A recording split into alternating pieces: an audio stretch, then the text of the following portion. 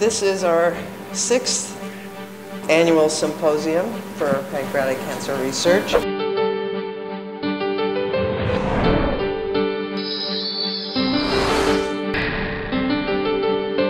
Dear panel, I'm going to introduce us to you before I introduce you to us. We represent thousands of people across the country who need answers and solutions for this cancer. So now you know us. Now we're going to get to know you a little bit. Barbara Clerkin, Mary Hardy, and Dr. Randy Brand. So let's start getting to some of those questions with this background. And the first one is, am I at risk for getting pancreatic cancer if a loved one has pancreatic cancer? I just have a question about having my kids tested, because I know I have it. My mom had breast cancer. Is there anything relating to there? You know, if it's only one case of pancreatic cancer in the family, then your kids shouldn't be tested for it. They should be focused on the preventive measures at this point in time. Can I prevent pancreatic cancer? And the answer is, hopefully, I at least give you some tips. And here's the tips. The first one is avoid smoking.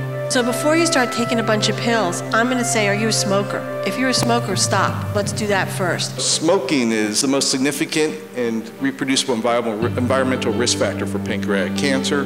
Most people don't exercise sufficiently. Start exercising. If exercise wasn't part of your usual routine, start walking. Maybe do some yoga.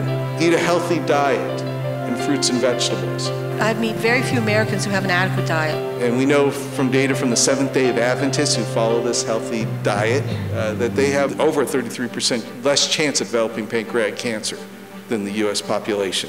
If you're overweight, obesity in itself is a risk factor for pancreatic cancer, so weight reduction will help. And if you're exercising and your diet's good, then you've also reduced your risk of heart attack, stroke, colon cancer, breast cancer. Stop me anytime. I got the impression that it's probably good to increase your diet with vitamin D. I love vitamin D. So you can't drink enough milk to take the amount of vitamin D I think you need, because it takes about 1,700 international units in the average patient to get to the bottom of the normal range. And that level is sufficient to protect bone. But I think a higher level is required to actually manage cancer risk. And you need to be replete in vitamin D to have a functional immune system. But for the turmeric, that's another thing to add. There are stages that a cancer has to go through before it becomes a big problem.